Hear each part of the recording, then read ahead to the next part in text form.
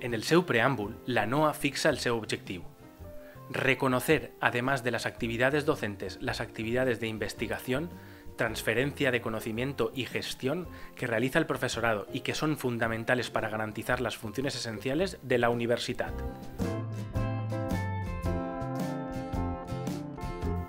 La NOA és una norma enrevesada que no permet d'una forma intuïtiva endevinar el seu resultat final, per la qual cosa el TPB ha analitzat les dades, facilitades per el BOAP, per tal de comprovar el grau de compliment d'aquest objectiu. La NOA va reconèixer quasi 13.000 crèdits per dalt del decret verd, però 414 persones van acumular més de la meitat del reconeixement, mentre 242 no van obtenir-ne cap. La preferència que la NOA dona als reconeixements per gestió, junt a l'impacte de la saturació dels departaments, van provocar que vora el 40% dels reconeixements per mèrits docents i el 84% dels d'investigació acabaren al FEM.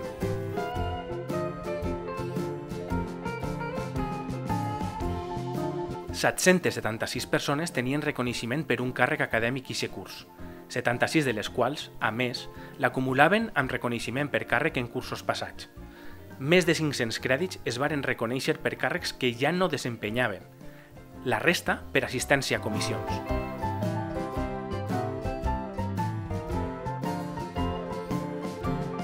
De les 124 persones a les que corresponia impartir només 5,5 crèdits, només 3 no tenien un càrrec acadèmic i 19 no tenien un sexenni viu. La NOA està pensada per recompensar les tasques de gestió, sacrificant els mèrits docents i investigadors. En obtindre més reconeixement el PDI gestor, aquest serà el model que acabarà imposant-se.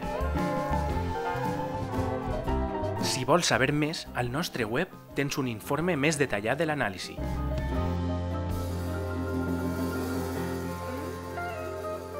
Si t'ha resultat interessant, no dubtes en subscriure't al nostre canal.